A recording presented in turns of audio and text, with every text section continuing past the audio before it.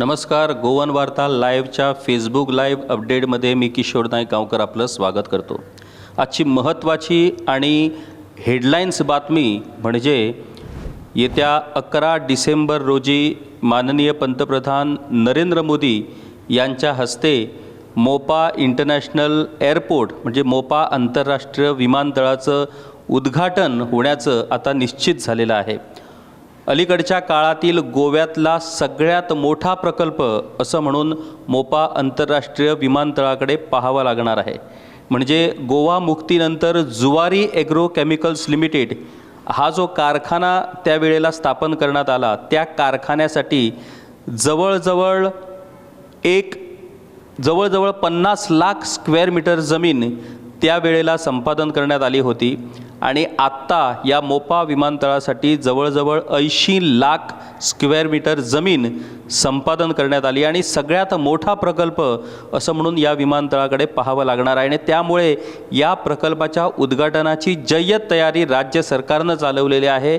कालच अनेक आदेश जारी करण्यात आलेले आहेत. त्याच्यात माननीय पंतप्रधान नरेंद्र मोदी हे गोव्यात येणार असल्याने सगळ्या सचिवांच्या रजा रद्द करण्यात आलेल्या आहेत. त्यांना या काळात रजा मिळणार नाही असे या आदेशात म्हटलेलं आहे. त्याचबरोबर माननीय पंतप्रधान नरेंद्र मोदी यांच्या दौऱ्याची तयारी करण्यासाठी आणि त्या तयारीचं व्यवस्थापन करण्यासाठी खास सचिवांची एक टीम तयार करण्यात आलेली आहे आणि ही टीम या सगळ्या दौऱ्याचा अभ्यास करून हा दौरा पूर्णपणे यशस्वी होईल यासाठी जी काय कामं असतील ती कामं ही टीम करणार आहे. मुख्यमंत्री डॉक्टर प्रमोद सावंत यांच्या दृष्टीने अत्यंत महत्त्वाचा हा क्षण आणि हा प्रसंग असणार आहे, जेणेकरून एक मोठ्या प्रकल्पाचं उद्घाटन त्यांच्या नेतृत्वाखाली स्वतः माननीय पंतप्रधान नरेंद्र मोदी हे करणार आहेत. आणि याचमुळे या सगळ्या गोष्टीकडे सगळ्या संपूर्ण गोवेकरांचं आणि त्याचबरोबर देशवासियांचं लक्ष लागून राहिलेलं आहे. केवळ देशवासियांचं नाही तर संपूर्ण जगभराचं लक्ष लागून राहिलेलं आहे, कारण हा इंटरनॅशनल एअरपोर्ट आहे. जे गोवेकर आज देशाच्या वेगवेगळ्या राज्यात राहतात किंवा जगाच्या वेगवेगळ्या कानाकोपऱ्यात राहतात त्यांच्यासाठीही हा विषय खूप महत्त्वाचा आहे आणि त्यामुळे या उद्घाटनाच्या विषयाकडे संपूर्ण देशाचं जगाचं लक्ष लागून राहिलेलं आहे. ही गोष्ट एक वेगळी गोष्ट झाली, परंतु मोपा आंतरराष्ट्रीय विमानतळामुळे ज्या लोकांच्या जमिनी गेल्या, ज्या लोकांनी आपल्या पिढीजात जमिनीवरती ज्या लोकांना पाणी सोडावं लागलं, ज्या लोकांचं प्रचंड नुकसान झालं, ज्या लोकांनी आपल्या भावी पिढीसाठी ज्या जमिनी राखून ठेवल्या होत्या त्या जमिनी सरकारकडून संपादन करण्यात आल्या, त्या जमिनींचा मोबदलाही या लोकांना मिळालेला नाही. जी वेगवेगळी आश्वासनं या लोकांना दिली होती त्या सगळ्या आश्वासनावरती पाणी फेरलं गेलं आहे. अनेक लोकांना भरपाई मिळालेली नाही, त्यांच्या उदरनिर्वाहाची साधनं हिरावून गेलेली आहेत. नोकऱ्यांच्या नावानं या लोकांची फसवणूक सुरू आहे. उद्योग व्यवसायाच्या संधी मिळणार असं म्हणून जी आश्वासनं दिली होती ती आश्वासनं खोटी ठरल्याची भावना आता लोकांच्या मनात तयार होऊ लागलेली आहे.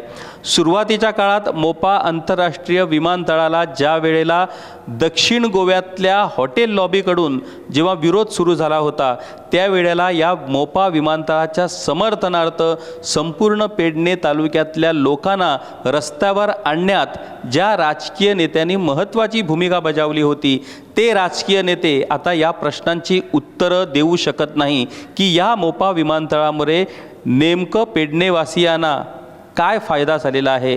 ज्या लोकांच्या जमिनी गेलेल्या आहेत त्या लोकांना भरपाई मिळालेली नाही, ती भरपाई मिळवून देण्यासाठीही कुणी प्रयत्न करताना आपल्याला दिसत नाही.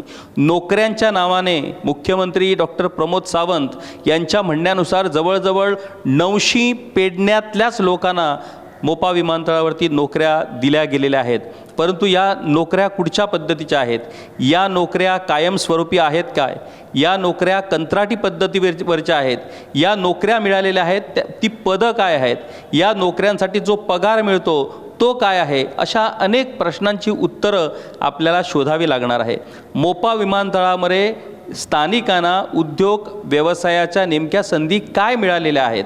आम्ही अनेक वेळा गोवन वार्ता लाईव्हच्या माध्यमानं अनेक वेळा आवाहन केलेलं आहे की मोपा विमानतळामुळे ज्या ज्या लोकांचं भलं झालेलं आहे, ज्या ज्या लोकांना चांगल्या नोकऱ्या मिळालेल्या आहेत, ज्या ज्या लोकांना चांगल्या उद्योग व्यवसायाच्या संधी मिळालेल्या आहेत, त्या लोकांनी पुढे येऊन आपल्याला कसा फायदा या विमानतळाचा झालेला आहे ते आम्हाला सांगावं. परंतु त्या दृष्टीने एकही व्यक्ती अद्यापपर्यंत पुढे आलेली नाही. या व्यतिरिक्त आम्ही राज्य सरकारलाही आवाहन केलं, सत्ताधारी पक्षालाही आवाहन केलं की त्यांनी आम्हाला अशी माणसं आणून द्यावीत ज्या माणसांना या मोपा विमानतळामुळे फायदा झालेला आहे, आणि अशीही माणसं त्यांनी आणून द्यावीत ज्या लोकांना वाटतं की मोपा विमानतळामुळे आमच्या भावी पिढीला, आमच्या भविष्याच्या कार्याला किंवा भविष्यात आम्हाला फायदा होणार आहे, आणि जे लोक या मोपा विमानतळाचं समर्थन करणार आहेत, मोपा विमानतळाच्या विरोधात किंवा मोपा विमानतळामुळे नुकसान झालेल्या लोकांच्या अनेक यादी आहेत, अनेक लिस्ट, म्हणजे त्यांची मोठी यादी करता येईल आपल्याला. आक्रोश करतायत लोक की त्यांच्या घरादारावरती, त्यांच्या पिढीजात जमिनीवरती नांगर फिरवण्यात आलेले आहेत आणि त्यांना उद्ध्वस्त करण्यात आलेलं आहे.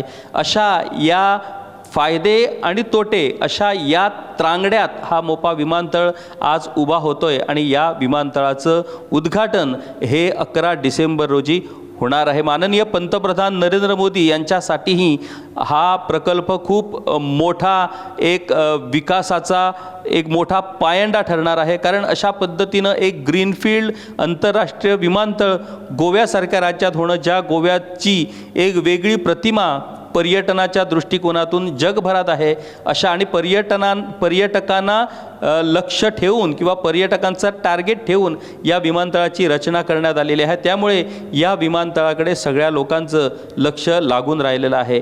मोपा विमानतळाच्या अनुषंगानं आम्ही गोवन वार्ता लाईव्हच्या माध्यमाने आतापर्यंत अनेक बातम्या केल्या, अनेक स्टोरीज केल्या, अनेक लोकांची दुःख आम्ही स्वतः पाहिली, परंतु आम्हाला या एकूणच प्रवासात असा एकही माणूस भेटलेला नाही जो छाती ठोकपणे आणि छाती पुढे करून सांगू शकेल की मोपा विमानतळामुळे माझं भलं झालेलं आहे. परंतु छाती बडवून या विमानतळानं आम्हाला संपवलेलं आहे असं म्हणणारे लोक मात्र आम्हाला खूप मिळालेले आहेत. याचा अर्थ आमचे प्रेक्षक कदाचित आम्हाला विकासाचे विरोधी म्हणतील किंवा आमचे प्रेक्षक कदाचित आम्हाला नेगेटिव्ह, नकारात्मक म्हणतील, परंतु या नकारात्मक किंवा विकासाचे विरोधक म्हणून वास्तवाकडे जर आपण दुर्लक्ष करू लागलो तर ते योग्य नव्हे. सत्य परिस्थिती मांडणं हे प्रत्येक पत्रकाराचं काम आहे, आणि त्याच सत्य परिस्थितीचा आढावा घेऊन, त्या सत्य परिस्थितीची जाणीव ठेवून आम्ही हे भाष्य करत आहोत. आम्ही आजही या क्षणाला आम्ही आवाहन करतो आहोत की मोपा विमानतळामुळे जर स्थानिक लोकांना खरोखरच काही फायदा झाला असेल, जर स्थानिक लोकांना खरोखरच उद्योग व्यवसायाचे जर संधी मिळालेल्या असतील, जर स्थानिक लोकांना वाटत असेल की मोपा विमानतळामुळे त्यांच्या भावी पिढीचं भाग्य उजाळणार आहे, तर अशा लोकांनी पुढे येऊन आमच्यापर्यंत आपल्या प्रतिक्रिया पोचवाव्यात असं आवाहन आम्ही करतो. परंतु मोपा विमानतळामुळे उद्ध्वस्त झालेल्या लोकांना जर आम्ही आवाहन केलं की तुम्ही या आणि तुमच्यावरती कसा अन्याय झाला आहे ते सांगा, तर रांगाच लागणार आहेत याची खात्री आम्हाला आहे.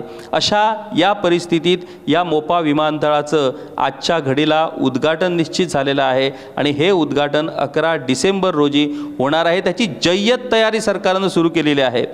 कालच या संदर्भातली एक आढावा बैठक झालेली आहे, आणि या आढावा बैठकीत मोपा विमानतळावर पहिल्यांदाच पंतप्रधान नरेंद्र मोदी हे स्वतः विमानातून उतरणार आहेत.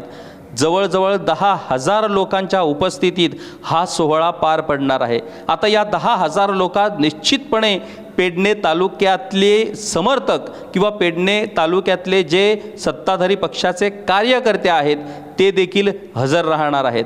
परंतु या कार्यकर्त्यांना आणि पेडणे तालुक्यातल्या सगळ्या नागरिकांना आम्ही आवाहन करतो आहोत की या मोपा विमानतळामुळे, या मोपा विमानतळासाठी ज्या ज्या आपल्याच पेडणे तालुक्यातल्या बंधूंनी, आपल्याच पेडणे तालुक्यातल्या लोकांनी जो त्याग केलेला आहे, त्यांना ज्या काय समस्या किंवा त्यांच्यासमोर जी काय आव्हानं उभी आहेत त्यांच्याप्रतीही सहानुभूती दाखवणं हे आमचं कर्तव्य आहे. आतापर्यंत आम्ही पाहिलेलं आहे की मोपा विमानतळाच्या विरोधात जी आंदोलनं झाली त्या आंदोलनांना कुठल्याही पद्धतीनं ज्या पद्धतीनं पाठिंबा मिळायला पाहिजे होता संपूर्ण तालुक्यातून तसा पाठिंबा अजिबात मिळालेला नाही. IITच्या विरोधात जेव्हा शेळ मिळवलीच्या लोकांनी आंदोलन केलं तेव्हा संपूर्ण 70 तालुका जागा झाला आणि 70 तालुका या शेळ मिळवलीच्या लोकांच्या मदतीसाठी हा तालुका धावला. परंतु तशी परिस्थिती आपल्या पेडणे तालुक्यात दिसून आलेली नाही, कारण पेडणे तालुका हा पूर्णपणे राजकारणाने माखलेला आहे, राजकारणाने पीडित झालेला आहे. इथं पक्षामुळे, इथं राजकारणामुळे घराघरात भावाभावात आज मतभेद निर्माण झालेले आहेत आणि अशा पद्धतीनं त्याचा नेमका फायदा हे राज्यकर्ते उठवताना आपल्याला दिसत आहेत. आज या मोपा विमानतळामुळे स्थानिक काही गावातल्या लोकांचं जरी नुकसान झालं असलं तरी जर काय फायदा होणार असेल तर तो फायदा संपूर्ण पेडणे तालुक्यालाच नव्हे तर पूर्ण राज्याला होणार आहे. परंतु नुकसान ज्यांचं कुणाचं झालं असेल तर नुकसान मात्र त्याच ठराविक लोकांचं आत्तापर्यंत झालं आहे. परंतु यापुढे जेव्हा हा विमानतळ पूर्णपणे कार्यान्वित होणार, जेव्हा या विमानतळाचं पहिल्या टप्प्यातील, दुसऱ्या टप्प्यातील, तिसऱ्या टप्प्यातील काम पूर्ण होणार आणि त्या विमानतळामुळे ज्या काय गोष्टी घडतील त्याचे चांगले आणि वाईट परिणाम हे पेडणे तालुक्यातल्या सगळ्या लोकांना भोगावे लागणार आहेत आणि त्याचबरोबर राज्यातल्याही लोकांना भोगावे लागणार आहेत.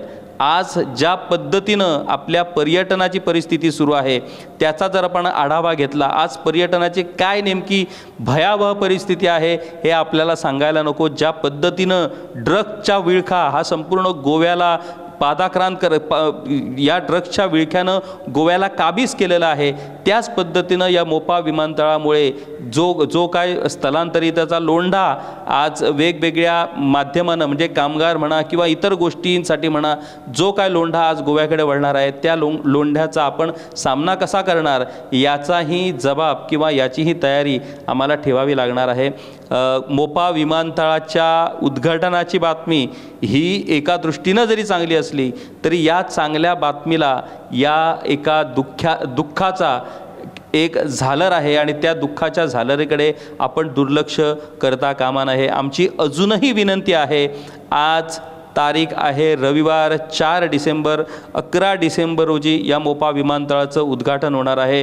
माननीय मुख्यमंत्री डॉक्टर प्रमोद सावंत यांनी निश्चितपणे या विमानतळाच्या उद्घाटनाची जय्यत तयारी करावी, परंतु त्याचबरोबर या अल्पकाळात, या मोजक्याच काही दिवसात जर त्यांनी स्वतः 1-2 दिवस जे कोण पीडित असतील, ज्या गावातल्या लोकांच्या जमिनी गेलेल्या आहेत त्या पीडितांसाठी हे 2 दिवस जर दिले आणि त्यांचं म्हणणं ऐकून घेतलं, त्यांच्या म्हणण्यावर जर काही उपाययोजना काढल्या, त्यांना त्यांच्या दुःखातून जर सावरण्याचा प्रयत्न केला, त्यांची दुःख, त्यांच्या वेदना, त्यांचे प्रश्न, त्यांच्या समस्या जर खरोखरच जाणून घेतल्या तर त्याचं स्वागत आम्हाला करावं लागणार आहे आणि निश्चितपणे या लोकांना दिलासा देणारी ही गोष्ट ठरणार आहे. परंतु या दुःखित पीडित लोकांकडे पाहायचंच नाही, या दुःखित पीडित लोकांचे प्रश्नच ऐकायचे नाहीत. आपण मात्र एक वेगळी वाट धरून केवळ या चांगल्या गोष्टींचा पुरस्कार करणं असं धोरण जर नेतृत्वानं स्वीकारलं तर मात्र या राज्यात या पीडित गरीब शेतकऱ्यांना कुणीही वाली नाही असंच म्हणावं लागणार आहे. एकीकडे या गावात जे प्रामुख्याने जे लोक आहेत ते सरकारी सेवेत आहेत, त्यामुळे त्यांना प्रत्यक्षात आंदोलनात उतरणं किंवा सरकारच्या विरोधात बोलणं शक्य होत नाही. दुसरा गट जो आहे तो उद्योग व्यवसायात आहे, त्यामुळे त्यांनाही सरकारच्या विरोधात जाणं परवडत नाही, कारण कुठल्या ना कुठल्या बाबतीत त्यांच्यावरती सूड गवला जातो. अशा या महत्त्वाच्या विषयात मोठा वर्ग, मोठी लोकसंख्या जे पीडित पंचायतींची आहे ती अडकलेली आहे आणि जो शेवटचा घटक आहे तो म्हणजे गरीब बिचारा शेतकरी वर्ग, तो आज आक्रोश करतो आहे आपल्यावरती झालेल्या अन्यायाविरोधात, परंतु त्यांचं कुणीही काहीही ऐकून घेत नाही आणि कुणीही ऐकून घेण्याच्या मनस्थितीत नाही, अशी परिस्थिती आज निर्माण झालेली आहे. 11 डिसेंबर रोजी माननीय पंतप्रधान नरेंद्र मोदी या प्रकल्पाचं उद्घाटन करणार आहेत. माननीय पंतप्रधानापर्यंत मोपा विमानतळाचे वेगवेगळे प्रश्न, वेगवेगळ्या समस्या या वेगवेगळ्या माध्यमानं पोहोचलेल्या आहेत. त्यामुळे पंतप्रधान नरेंद्र मोदी निश्चितपणे या सगळ्या गोष्टींचा विचार करणार आहेत. या बाबतीत कुणाचंही दुमत असता कामा नये. ज्या नोकऱ्यांचं आश्वासन दिलं होतं, जो करार करण्यात आला होता GMR कंपनीकडे, त्या करारातल्या अटींची पूर्णतः उल्लंघन होत असल्याचं स्पष्टपणे दिसून येतं आहे. एकीकडे मोठा आकडा सांगितला जातो आहे की स्थानिकांना अमुक शेकडो आम्ही रोजगार दिले, परंतु हे रोजगार हे केवळ नाम दाखले आहेत, हे रोजगार केवळ नाम मात्र आहेत. कारण हे सगळे कंत्राटी पद्धतीवरचे रोजगार आहेत, केवळ काही मोजक्या 8-10 हजाराच्या पगाराच्या नोकऱ्या आहेत. खरं म्हणजे जे सुशिक्षित लोक आहेत त्या सुशिक्षित लोकांना चांगल्या हुद्द्यावरच्या नोकऱ्या मिळणं अपेक्षित होतं. त्या नोकऱ्या मात्र या मोपा विमानतळाच्या अनुषंगाने अद्यापही स्थानिकांना मिळालेल्या नाहीत. स्थानिक जे आमदार आहेत, एक भाजपाचे आमदार आहेत पेडणे मतदारसंघाचे प्रवीण आर्लेकर, आणि दुसरे जे मांद्रे मतदारसंघाचे जे आमदार आहेत जीत आरोलकर, हे महाराष्ट्रवादी गोमंतक पक्षाचे आमदार आहेत. परंतु दोन्ही आमदार सध्या सरकारात आहेत. त्यामुळे सरकारात असल्यामुळे त्यांना कुठल्याही पद्धतीनं आपल्या सरकारच्या विरोधातल्या भूमिकेचं समर्थन करता येत नाही. लोकांच्या प्रश्नाबाबतीत त्यांना आपलं तोंड उघडता येत नाहीत. आणि अशा पद्धतीनं आज पेडणे तालुक्यातील जे पीडित आहेत ते असहाय्य बनलेले आहेत. दुसरा एक प्रकल्प, ज्या प्रकल्पाचं उद्घाटन याच दिवशी होणार आहे, ते आहे आयुष इस्पितळ. क्रीडा नगरीसाठी ज्या विरनोडा आणि धारगळ लोकांच्या जमिनी सरकारनं ताब्यात घेतल्या होत्या बळजबरी करून, त्या जमिनीत आज क्रीडा नगरी तर उभी राहिली नाहीच, परंतु तिथं आज आयुष इस्पितळ उभं राहिलेलं आहे. 45 रुपये स्क्वेअर मीटर, 45 रुपये स्क्वेअर मीटर जमिनीचा दर या जमिनीसाठी शेतकऱ्यांना दिलेला आहे. त्या शेतकऱ्यांची एक गोष्ट, आपल्याला एका गोष्टीचं कौतुक करावं लागणार की या शेतकऱ्यांनाही अद्यापही एकही पैसा नुकसान भरपाई घेतलेली नाही, आणि त्यांनी या भूसंपादनाला आव्हान दिलेलं आहे. त्यांच्या आव्हानाची याचिका आज मुंबई हायकोर्टात खितपत पडलेली आहे. अशा या परिस्थितीत या आयुष इस्पितळासाठी शेतकऱ्यांची जमीन घेण्यात आली. त्या ठिकाणी भव्य दिव्य आयुष इस्पितळ उभारण्यात आलं. तिथेही आपले खासदार आणि केंद्रीय मंत्री श्रीपाद नाईक यांनी स्थानिक लोकांना मोठमोठी आश्वासनं दिली होती की तिथं स्थानिक लोकांना नोकऱ्या मिळणार आहेत, स्थानिक लोकांना उद्योग व्यवसायाच्या संधी मिळणार आहेत. परंतु अद्याप काहीही झालेलं नाही. सगळी नोकर भरती ही दिल्लीतून मॅनेज केली जाते. एकदम गार्डनरसाठी सुद्धा ऑनलाईन ॲप्लिकेशन आणि दिल्लीत मुलाखती द्याव्या लागत आहेत. ही परिस्थिती आहे. आणि या परिस्थितीवरती ना श्रीपाद नाईक बोलत आहेत, ना मुख्यमंत्री बोलत आहेत. अशी दारुण परिस्थिती आज सगळ्या ठिकाणी आज पसरलेली आहे. आज खऱ्या अर्थानं गरीब लोकांना कोणीही वाली राहिलेलं नाही. गरीब लोकांचं म्हणणं कुणीही ऐकून घेत नाही. कारण या सरकारकडे 33 आमदारांचं पाठबळ आहे, आणि 33 आमदारांचं पाठबळ मिळालेल्या या सरकारला या गरीब सामान्य लोकांचं म्हणणं ऐकून घेण्याची गरज नाही असं वाटतं का, असा प्रश्न आम्ही आज या ठिकाणी करतो आहोत. या 33 आमदारामध्ये पेडणेतल्या एका आमदारांचा समावेश आहे, परंतु पेडण्यातल्या 2 आमदारांचा समावेश आहे. हे दोन्ही आमदार आपल्या मतदारांना न्याय मिळवून देण्यात कुठेतरी कमी पडतायत की काय, असा प्रश्न निश्चितपणे आम्हाला या ठिकाणी उपस्थित करावा लागणार आहे. कारण जे काय लोकांचे प्रश्न आहेत ते प्रश्न सरकार दरबारी नेऊन त्यांना न्याय मिळवून देण्यात हे दोन्ही आमदार कुठेतरी कमी पडतायत, असं आम्हाला खेदानं म्हणावं लागतं आहे. आज टॅक्सीच्या नावानं जो काय प्रकार आज पेडणे तालुक्यात सुरू आहे, आम्हाला त्या ठिकाणी टॅक्सी व्यवसाय मिळणार या भावनेतून आज जो तो उठतोय आणि टॅक्सी बुकिंग करत सुटला आहे. दुसरीकडे मुख्यमंत्र्यांनी हमी दिलेली आहे की स्थानिकांच्या आणि भूपीडितांच्या टॅक्सी या मोपा विमानतळावरती आम्ही लावणार आहोत.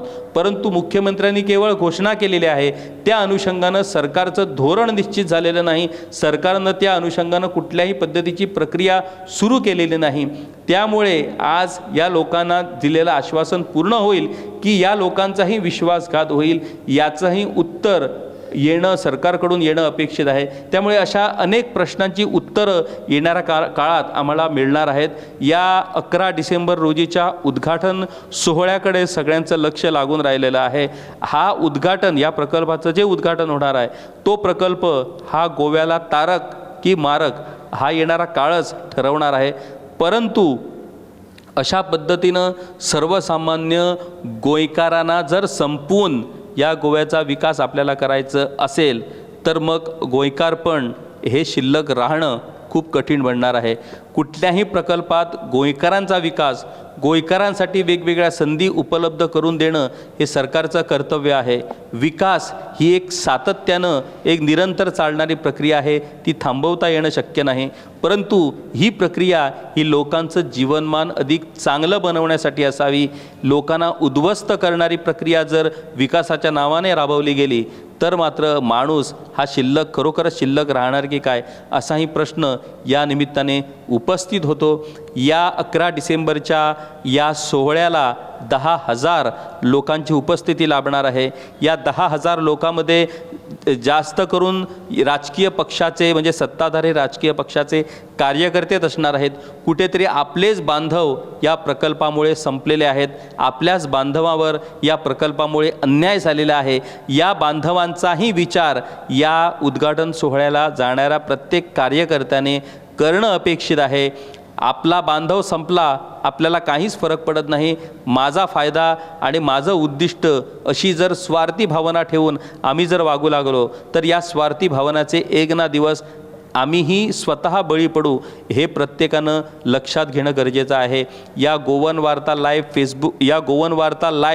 फेसबुक लाईव्ह अपडेटच्या माध्यमाने आम्ही सरकारला आवाहन करतोय की जे 8-9 दिवस बाकी आहेत, या 8-9 दिवसात ज्या पीडित पंचायती आहेत त्या पीडित पंचायतीच्या पीडित लोकांची सरकारने संवाद साधून त्यांचे प्रश्न जाणून घेऊन त्याच्यावरती कायमस्वरूपी आणि ठोस उपाय काढून या लोकांना दिलासा देण्याची गरज आहे, जेणेकरून खऱ्या अर्थानं प्रत्येकजण उत्साहाने या उद्घाटनाचं स्वागत करणार आहे। या उद्घाटनानंतर पीडित हा जर संपणार असेल किंवा या उद्घाटनानंतर पीडिताचा आवाज हा जर संपणार असेल तर या विकासाला, या लोकशाहीत नेमकी काय व्याख्या द्यायची असा प्रश्न हा प्रत्येकासमोर उभा राहणार आहे। आणि त्यामुळे गोव्यातल्या कुठल्याही प्रकल्पाच्या बाबतीत जर म्हणायचं झालं तर या प्रकल्पात कुणावरही अन्याय होऊ नये, कुणावरही अन्याय होता कामा नये, या धारणेतूनच गोव्याचा विकास हा पुढे नेण्याची गरज आहे। अशाच पद्धतीनं इतर महत्त्वाच्या विषयावरती आम्ही गोवन वार्ता लाईव्ह फेसबुक लाईव्ह अपडेटच्या माध्यमाने तुमच्यापर्यंत पोहोचत राहू। तोपर्यंत तुम्ही पाहत राहा गोवन वार्ता लाईव्ह, नातं गोव्याचं, देणं मराठीचं।